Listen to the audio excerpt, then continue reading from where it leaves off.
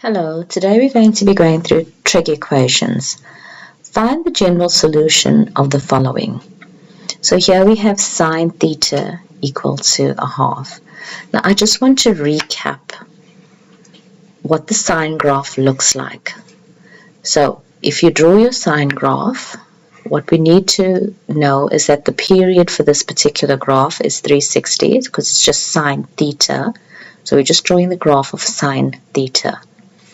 So we're looking at where is sine theta equal to a half. So if this is your amplitude of 1 and minus 1, a half is somewhere along here. Okay. So if we look at these points, we will see that sine theta equal to a half is at that point and that point. So what we are looking for, we are looking for the value of theta here, and we are looking for the value of theta here. So this is a half. But remember that this graph continues, right? So we need to talk about what is the value there and what is the value there. So we're going to work with the period of 360. So this is going to be 720. And so it could go to the left as well, and we could look at the negative. So if we're working with the reference angle, you could either use the reference angle or you could use the method that I'm going to be explaining today. So I'm going to be using the PAA. So PAA talks about the positive acute angle. Okay, so we're only going to be looking at the positive value here, and I'll explain in the next one how that's going to work. So we're going to start off by working out my PAA, which you would probably use the reference angle, but you'd see that it works out the same. So if I'm going to start by saying shift sine of a half, because I'm working out the angle, and that gives me 30 degrees. Make sure your calculator's in degrees. So what I've worked out, I've basically worked out that this value here is 30. I also need to know what that value is. So how do we work that out? We start by saying, where is sine positive? Because it says sine theta equal to a half, not negative a half. It's basically positive a half. Okay? So we're going to look at theta equal to, so we're going to write here CAST, your cast diagram. Where is sine positive? So sine is positive in quadrant 1 and in quadrant 2. So in quadrant 1, it's just going to be, so we're going to write quadrant 1 and quadrant 2, just so that you remember. So it's going to be theta equal to 30 degrees plus 360k. Or we're looking at the second quadrant. So if we're in the second quadrant, we're going to go 180 minus, right? This is 0 here, that's 90, and this is 180. So we're going 180 minus 30 degrees. So we're going to go theta is equal to 180 degrees minus 30 degrees plus 360k, because we're using the period, and then we say k is an element of integers, right? Now that's going to give me theta equal to 150 degrees plus 360k. So this means that this value here, where I have the question mark, is 150 degrees. Now what I want you to do is, you can take your calculator and you can go sine 30. If you go sine 30, you'll get a half. If you go sine 150, you'll get a half. But where else is it, that value? It's going to be that value here. So when I'm saying 360, 30 degrees plus 360k, if I said k is equal to 1, it would be 30 plus 360, which will give me 390. So this value here is going to be 390. So if I typed into my calculator sine of 390, I would get a half. And then the same would apply here at this point. If I said 150 plus 360, I would get 510. So if I worked out sine of 510, I end up with getting a half. Okay, but we're only looking at the first quadrant and the second quadrant, and the 360k just means that as I'm continuing on, this would apply. This is the solution, basically the general solution. Okay, so let's look at one where we have a negative. So let's look at another example. So this is the solution to the answer. Now, if we look at another one, we've got 4 cos theta plus 3 equal to 0. So here we're going to rearrange the equation. So I'm going to have cos theta equal to, now it's plus 3, so it's going to be minus 3 divided by 4, because I'm going to divide by 4 on the left hand side, therefore divide by 4 on the right hand side. So here I have a negative, but remember we're working with positive acute angles. So I'm going to work out a shift cos of, and we're not going to go negative 3/4, we're going to go just 3/4, okay, or 3 divided by 4, okay, and working that out, I end up with 41,4 degrees. Now remember that on your calculator you'll have the full answer, don't round until the end, but what we need to do now is we're going to look at where is cos. Now we're looking at cos. Where is cos negative? Because I'm looking at the sign here, or the negative sign. So where is cos negative?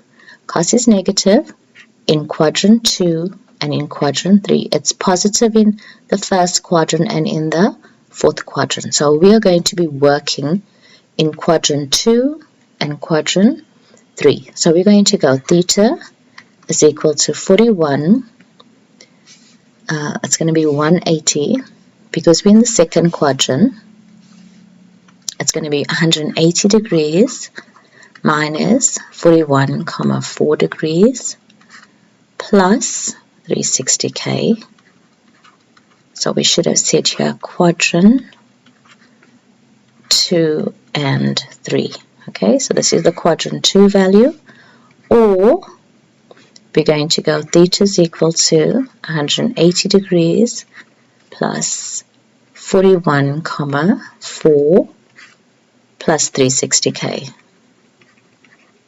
And then remember to say that k is an element of integers. So here we're going to work out our value. So that gives me 138,59 plus 360k. And on the right hand side we're going to have theta is equal to,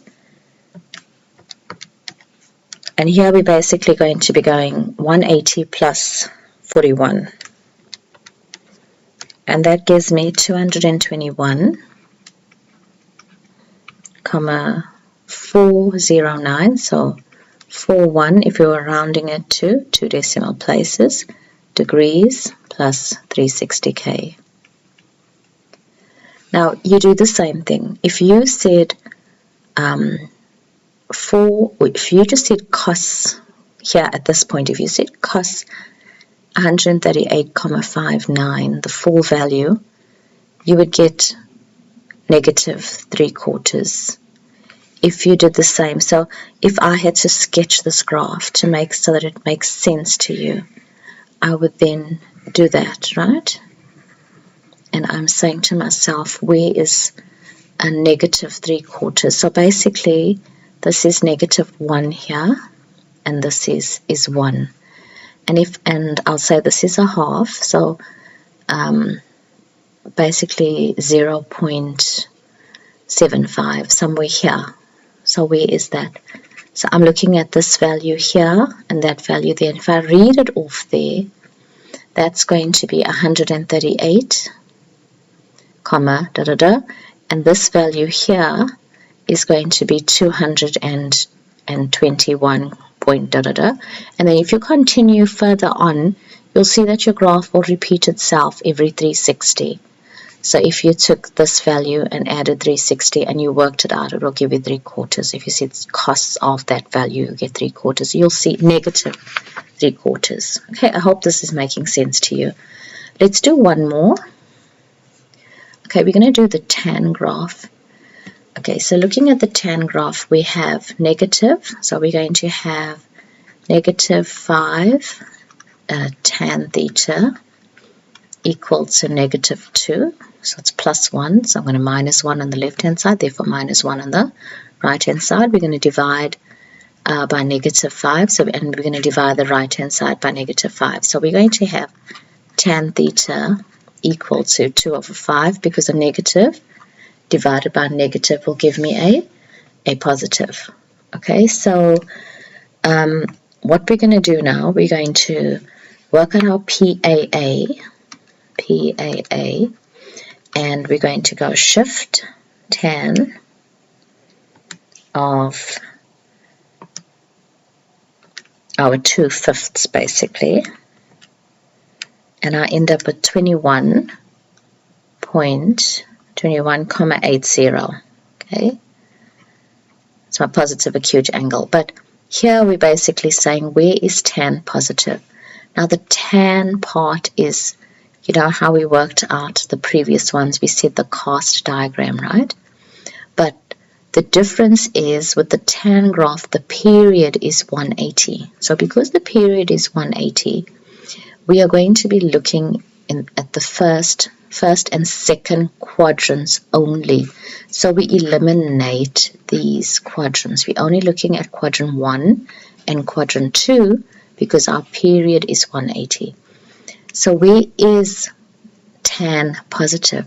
Tan is positive in the first quadrant, not in the second quadrant. So we're only going to have one solution. So here we're going to go theta is equal to 21,80 degrees plus 180 degrees K.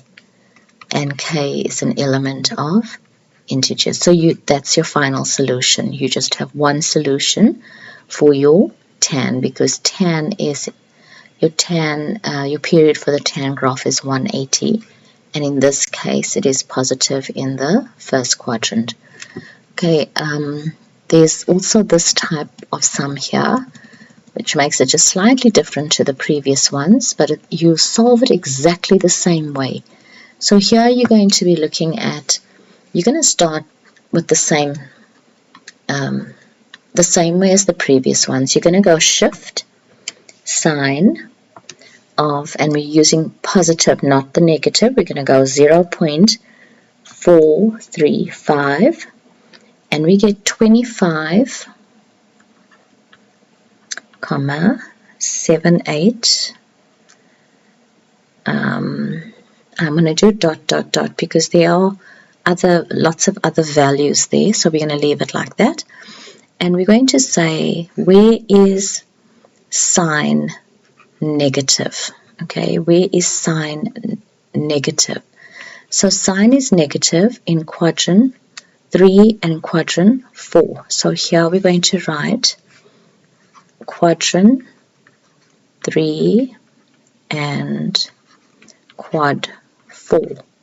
So we're going to look at our quadrant 3. I'm going to take, now remember it's not theta anymore, it's theta plus 30 degrees. So we're going to go theta plus 30 degrees is equal to 180 plus your PAA, which is 25,78 ... here, okay, plus 360K, okay.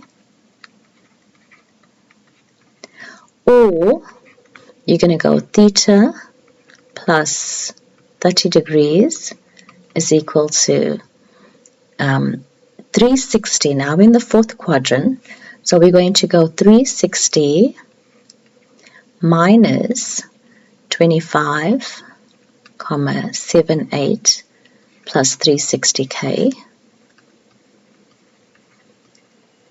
And remember to go K is an element of integers, right? So here we're going to have theta plus 30 degrees is equal to, and we're going to go 180 plus, and I end up with 205,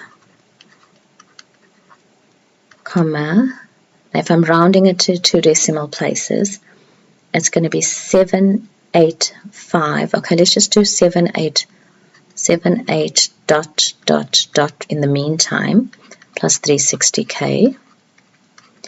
And then we're going to go, because I've got plus theta here, if I take, I'm going to minus 30 on the left hand side to get rid of 30, so therefore I'm going to minus 30 on the right hand side. So I'm going to have theta equal to, and here we're going to go 205 minus 30 degrees, and that's going to give me 175,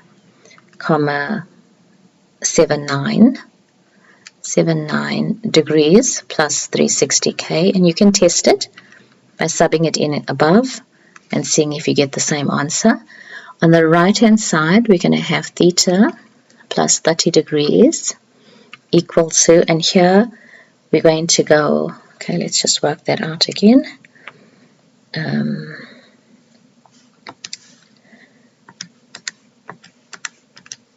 Right, so here we're going to use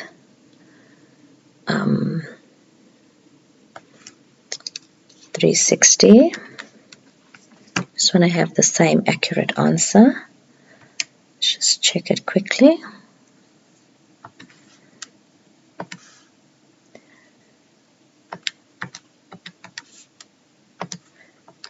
Okay, so we're going to have 360 minus 25, so that's minus 360, and I end up with 334,21, and I'll just do dot dot plus 360k, and then you are definitely going to minus 30 on both sides, so therefore you're going to have theta is equal to 334 minus 30 degrees, and that would give you 304,21 degrees plus 360k. I hope you found this video useful.